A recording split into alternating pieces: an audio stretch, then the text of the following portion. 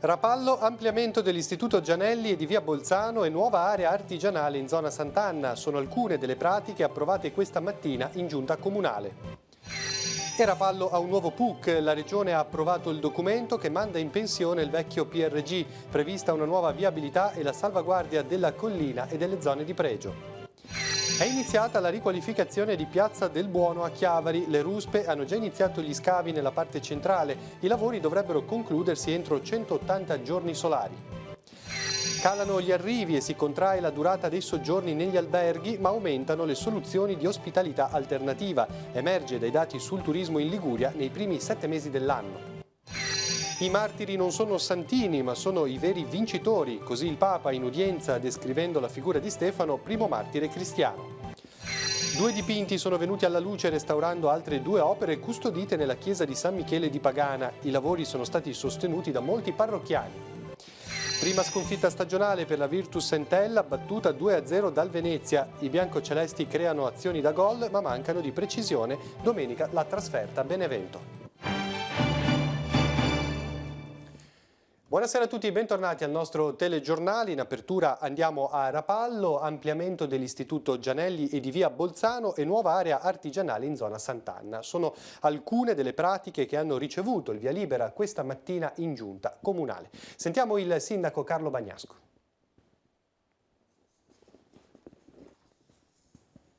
Iniziamo dal progetto per l'ampliamento dell'Istituto Gianelli. Che cosa prevede, sindaco, questa pratica? È una pratica che dà l'opportunità alla scuola di essere un'eccellenza, un ampliamento della palestra, una mensa scolastica nuova, un allargamento della carreggiata via Bolzano che rappresenta tantissimo per i nostri concittadini. Veramente una forte determinazione dalla parte politica e altrettanto forte la determinazione da parte dei privati che stanno continuando a investire sul nostro territorio. Come contropartita il privato ha l'opportunità di realizzare in un posto molto comodo dei parcheggi per privati e non solo. Anche l'ampliamento di via Bolzano, di cui diceva, è un aspetto importante che tra l'altro si lega proprio a questo progetto. Assolutamente un aspetto fondamentale dove c'è un fortissimo interesse pubblico, perché andremo a risolvere un'altra problematica con un allargamento di una carreggiata che alla mattina naturalmente ad oggi crea molto disagi per la circolazione e soprattutto per la sicurezza dei bambini. Quali saranno i tempi per quanto riguarda il via a questi lavori? Ci deve essere la continuità didattica, essendo una scuola bisogna creare meno disagio possibile. I tempi si parla del prossimo anno, i lavori inizieranno sicuramente all'inizio dell'estate prossima. E poi c'è questo spunto nuovo che riguarda la zona di Sant'Anna, dei cappannoni che saranno utilizzati per realizzare una nuova area artigianale. È così? Quali sono le vostre idee? In un momento nazionale molto complesso, dove il lavoro veramente rappresenta una priorità, noi siamo convinti che con queste opere di sviluppo del nostro territorio si possa creare qualcosa di positivo. In questo caso ad oggi c'è una sorta di sfasciacarrozze, un'area che, consentitemi, ad oggi è poco ordinata, diventerà un polo artigianale, quindi un'opportunità per tutto il territorio. Anche qui interesse pubblico con interventi nel parchetto lì davanti, adiacente, e non solo, anche al circolo casa degli amici di casa per realizzare un nuovo parco giochi per bambini. Approvata in giunta anche una variazione di bilancio di previsione 2019-2020. La cifra si aggira sui 248.000 euro con l'applicazione dell'avanzo di amministrazione. Di questi, poco più di 122.000 euro sono destinati alla sistemazione del verde nei giardini dei partigiani e al parco Biancaneve. Oltre 30.000 euro sono previsti infine per il restyling della camera mortuaria e dell'ufficio del custode al cimitero di via Cerisola. Ma rimaniamo a Rapallo. Infatti la città finalmente ha il suo piano urbanistico comunale. La giunta regionale lo ha approvato proprio nella giornata di ieri. Lungo e articolato il percorso per la sua approvazione. Sentiamo Emanuela Castello. Entrerà in vigore fra un paio di settimane o all'incirca 20 giorni al massimo l'atteso piano urbanistico comunale di Rapallo, che manda in pensione il vecchio piano regolatore datato 1986. La giunta regionale ligure lo ha approvato dopo un iter lunghissimo che aveva visto il preliminare approvato 14 anni fa e via via l'incompatibilità delle amministrazioni che si sono succedute negli anni, fino alla nomina di un commissario straordinario ad acta, Federico Marenco, che ha traghettato il PUC fino allo scorso scorso anno, di cui poi la prosecuzione dei vari passaggi burocratici fino all'approvazione finale in giunta regionale. Decorsi i termini per la pubblicazione sugli organi ufficiali e recepite le prescrizioni contenute nella delibera stessa di approvazione, il PUC avrà finalmente efficacia.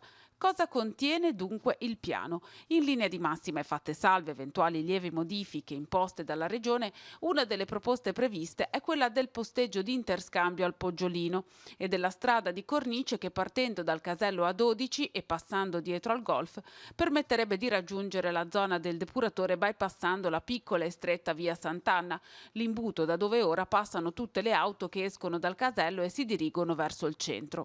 La salvaguardia paesaggistica è garantita dal fatto che per le zone di San Bartolomeo e di San Michele non è prevista né l'applicazione del piano casa né la possibilità di spostamenti di volumi, mentre il documento prevede la possibilità di svincolo con un 70% di residenziale per gli alberghetti di via Gramsci.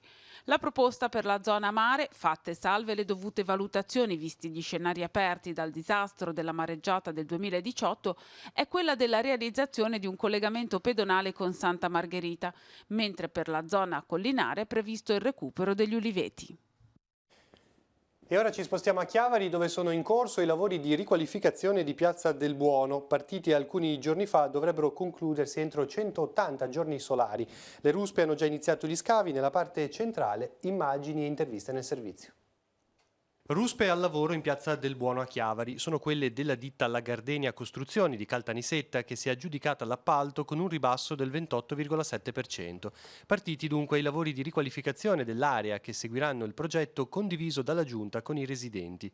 L'intervento non prevede più la presenza di una pista di atletica, ma arricchisce la zona dedicata ai più piccoli. Sarà una riqualificazione che permetterà a tutte le fasce d'età di vivere questa piazza, dai bambini con un incremento del parco giochi, con scivoli anche importanti, per gli adolescenti con campi multisport, ma anche zone per le persone più di una certa età con un campo da bocce e percorsi vita, tutto da fare in completa sicurezza. Vi sarà anche un presidio con un chiosco sulla base del modello talassano che permette una certa vigilanza per evitare i problemi che vi sono oggi con siringhe e quant'altro che si trovano in questa piazza. Sì, perché l'obiettivo dell'amministrazione è di eliminare finalmente il degrado di Piazza del Buono. Saranno rifatti anche i bagni pubblici, la cui struttura, racconta il sindaco, è abbandonata da 17 anni e ci sarà anche una zona di sgambamento per i cani.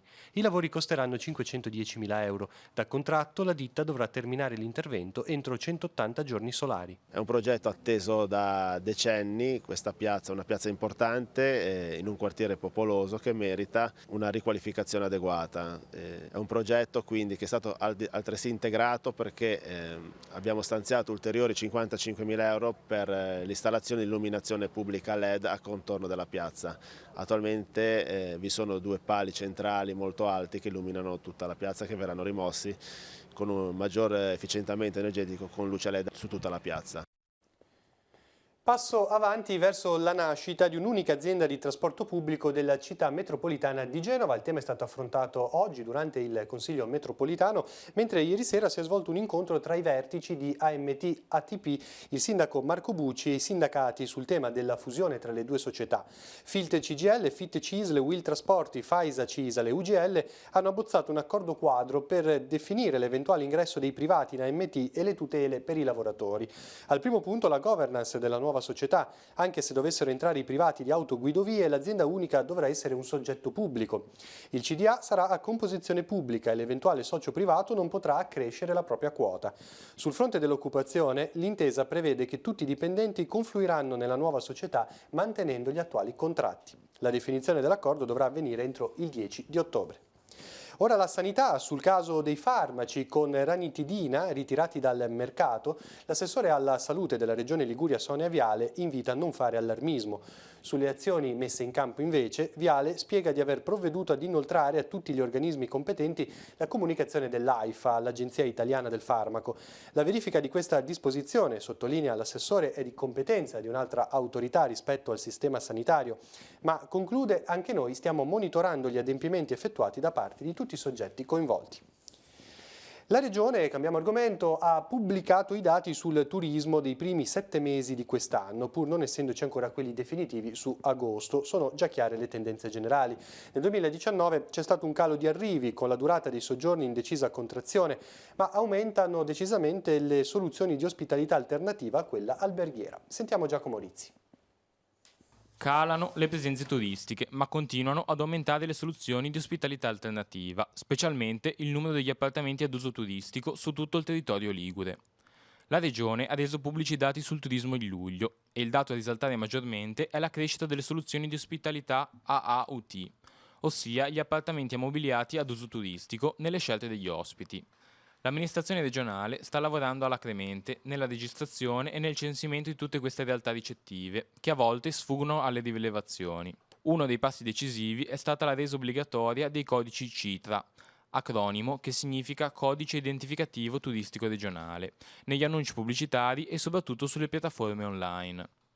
Ad oggi sono 25.000 appartamenti per un numero complessivo di circa 100.000 posti letto, a fronte di 150.000 posti tra alberghi, agriturismi e bed and breakfast.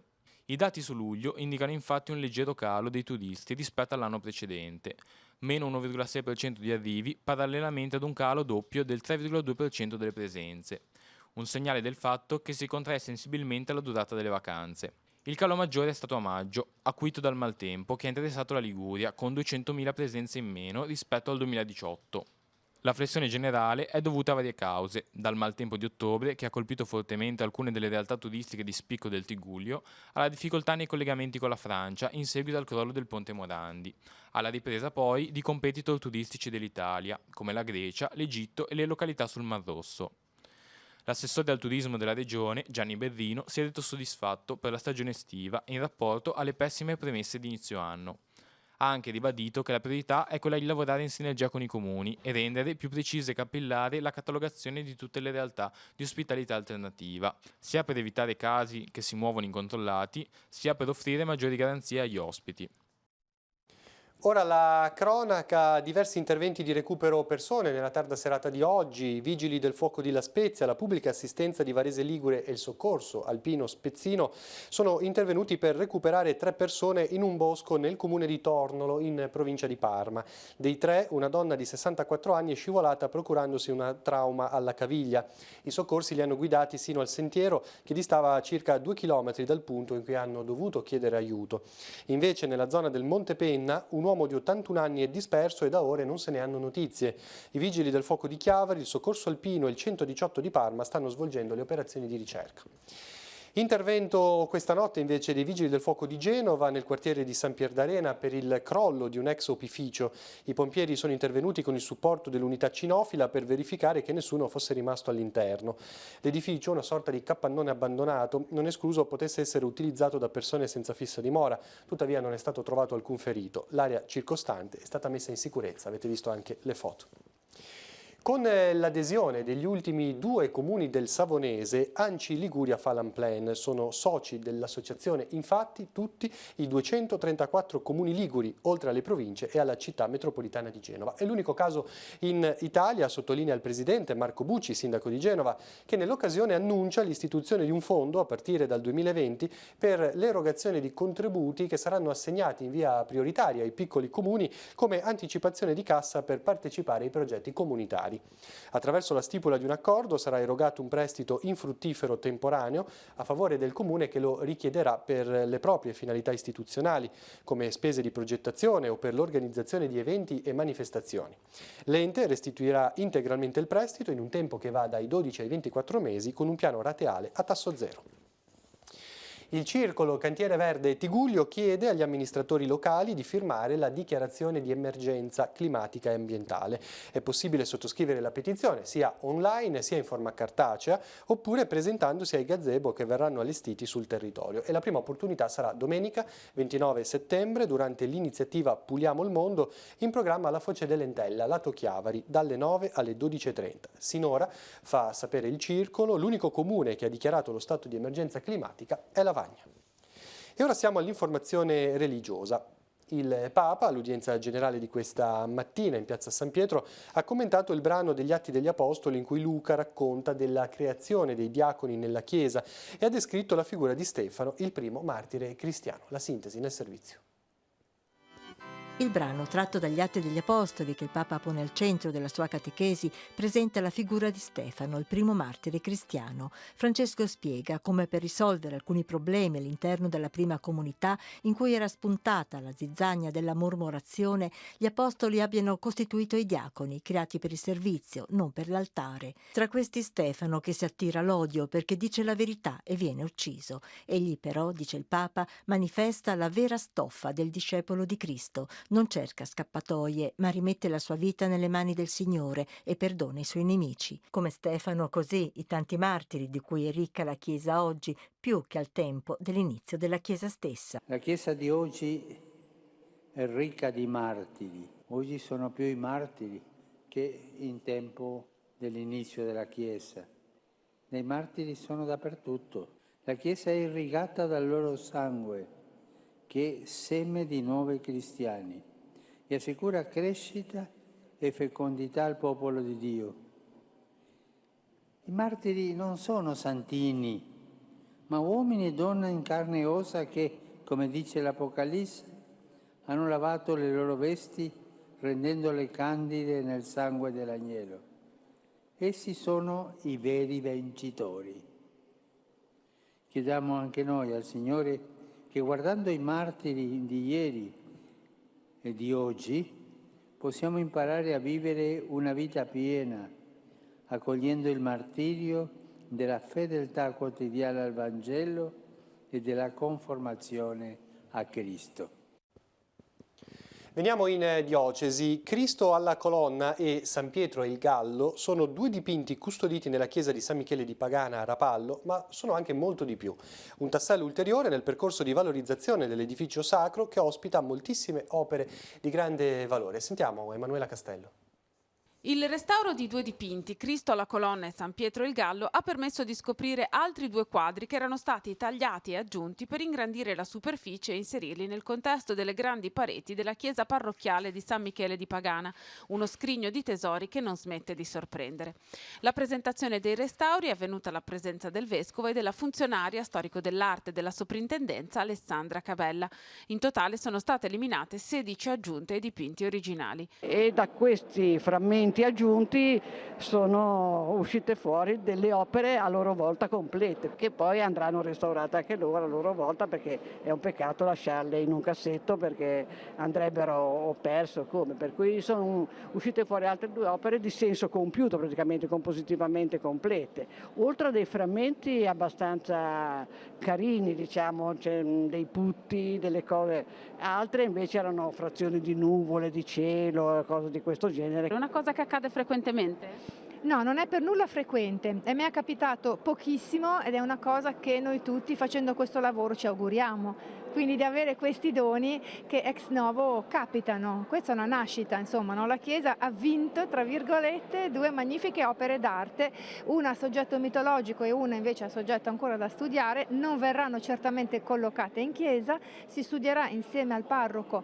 un luogo il più idoneo per poterle godere pubblicamente. Il restauro ha permesso di restituire alla fruizione i due dipinti che ora saranno ricollocati nella chiesa parrocchiale. Non conosciamo un nome e un cognome, non è emersa nessuna cifra, nessuna datazione, nessuna firma. Non ci sono ancora documenti d'archivio che ci dicano un nome e un cognome, ma forse non ce n'è neanche bisogno. Ecco. È una chiesa che ha delle opere d'arte di assoluta eccellenza e rilevanza. C'è anche un'eccellenza di cuore. Come ci siete riusciti? Ma con l'affetto verso questa parrocchia di molti parrocchiani. Ci sono state anche delle istituzioni che ci hanno sostenuto nel passato, dall'amministrazione locale o dalla Compagnia di San Paolo che ci ha aiutato per i restauri del Maragliano, però non ho mai avuto difficoltà a trovare anche non parrocchiani, gente che era affezionata alla Chiesa, che la conosceva e desiderava dare un suo apporto.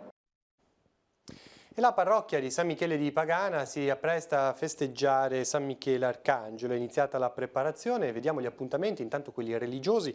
Domani alle 16 l'adorazione eucaristica e la possibilità di accostarsi al sacramento della riconciliazione. Giovedì, venerdì e sabato alle 19 la messa. Domenica alle ore 11 la messa presieduta da Don Matteo Zoppi, parroco di Santa Margherita di Testana. Alle 18 il Vespro presieduto da Don Roberto Ghiara, parroco di Nostra Signora del Carmine a Genova. Seguirà la processione. Ma ci sono anche degli eventi collaterali. Venerdì alle 17:30 nel Giardino della Canonica sarà inaugurata la mostra fotografica Angoli e Volti di San Michele di Pagana, curata dal gruppo fotografico Dietro a un Vetro. Venerdì sera alle 21 il concerto di chitarra di Gregorio Fracchia, giovane compositore e saggista. Il maestro incontrerà i giovani a partire dalle 20. E infine sabato 28 alle 17:30 la conferenza di Alessandra Rotta dal titolo Alle origini del borgo. L'appuntamento è nel Giardino della Canonica.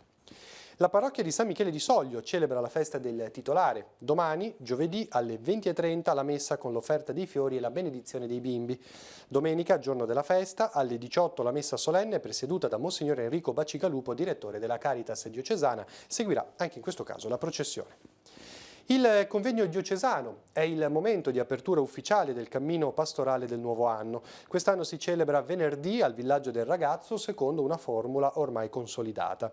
Alle 19 l'accoglienza e la pericena, alle 20:15 la preghiera e l'introduzione del Vescovo. A seguire la proposta di riflessione curata da Rosanna Virgili, biblista e docente di esegesi nelle Marche. Il filo conduttore sarà il Vangelo di Matteo. Titolo del convegno 2019 è Per leggere il nostro tempo. Dopo il dialogo in assemblea ci saranno le conclusioni. I lavori del convegno diocesano saranno trasmessi in diretta sul canale 15 di Telepace. Ora sfogliamo la nostra agenda e vediamo così tutti gli appuntamenti in programma per la giornata di domani.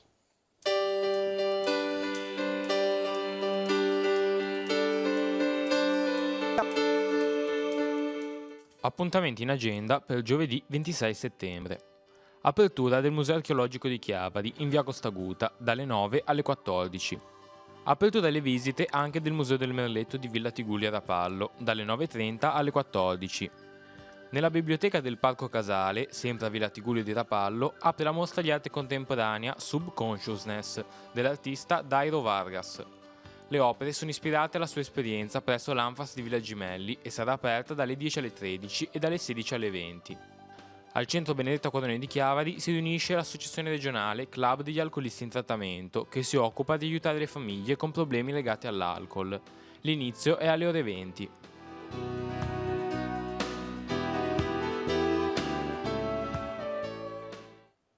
Si svolge domattina a Genova la giornata europea della sicurezza stradale. Dalle 10 alle 12 in piazza De Ferrari si terranno iniziative per promuovere la cultura della sicurezza sulla strada, soprattutto tra i giovani. Oltre agli alunni delle scuole saranno presenti stand promossi dall'Automobile Club di Genova, Comune, Polizia Locale, Regione INAIL e Pubblica Assistenza Croce d'Oro di San Pierdarena. Alle 12 flash mob per ricordare che ogni giorno in Italia 9 persone muoiono sulle nostre strade. Siamo allo sport. Questo pomeriggio si è svolta all'Hotel Due Mari di Sestri Levante la presentazione del Riva Samba della prima squadra e juniores. Un anno impegnativo attende la società che è riuscita l'anno scorso a tornare in eccellenza e punta quest'anno a mantenere la categoria. Molti i giovani in rosa per la prima squadra che è stata riconfermata quasi in toto rispetto all'anno scorso e che punta nella compattezza come elemento di forza. Grande soddisfazione è stata espressa dal presidente Adriano Pastorino che per le riconferme in rosa ma anche per la squadra juniores che, ricordiamo, comprende i ragazzi della leva dal 2000 al 2002 ed è composta unicamente da giovani cresciuti nelle giovanili del Riva Samba. Chiavari ospiterà nei prossimi giorni la seconda edizione del Trofeo Liguria Summer Cup 2019 riservato ai nati nel 2003 e seguenti. La manifestazione giovanile di pallanuoto si svolgerà il 27, 28 e 29 settembre. 8 le squadre partecipanti, Chiavari Nuoto, Sturla, Andrea Doria e Crociera, inserite nel girone A, che scenderanno in vasca alla piscina Ravera di Chiavari, e Lavagna, Sori, Quinto e Lerici, inserite nel girone B, con gare ospitate nella piscina del Parco Tigullio. Gli orari saranno per Chiavari dalle 15:30 alle 20, per Lavagna dalle 15 alle 19 nella giornata di sabato. Semifinali e finali si disputeranno a Sori domenica dalle 14 in poi. Concludiamo con il calcio, la Serie B, parliamo del turno infrasettimanale che ha visto la Virtus Entella perdere in casa contro il Venezia 2-0. Sentiamo Nicola Pagliettini. Prima sconfitta stagionale per i ragazzi di Boscaglia che al Comunale davanti a 2000 persone alla quinta giornata del campionato di Serie B nel turno infrasettimanale perdono 2-0 in casa contro il Venezia. Era stata etichettata come la partita più difficile di questo inizio di stagione perché l'Entella forse ci arrivava anche con i favori del pronostico. Il gol del Venezia però in apertura è stata una doccia fredda e ha complicato enormemente la serata di Inizietto e compagni. Gol arrivato dal solito Capello. L'Entella però ha provato a reagire colpendo una traversa, andando vicina in diverse circostanze al gol del momentaneo 1-1 a metà secondo tempo. Il gol di Bocalon chiude la partita, regala 3 punti importanti alla formazione del presidente Tacopina. La partita poteva essere assolutamente riaperta, potevamo pareggiarla prima, ma la squadra ha svolto il suo compito anche facendo bene. Talvolta anche secondo me esagerando, perché abbiamo attaccato alla garibaldina alcune volte, lasciando spesso in uno contro uno i nostri difensori. Loro tenevano bene la palla e approfittavano di questi spazi che comunque concedavamo, ma eravamo obbligati a concedere soprattutto nel secondo tempo. E la partita è stata questa: loro hanno costruito la partita su quel gol iniziale e noi abbiamo dovuto rincorrere per tutta la partita. Vi dico la verità, anche se avessimo giocato fino a domani non so se avremmo fatto gol, quindi va bene, dai, dobbiamo pensare al prossimo.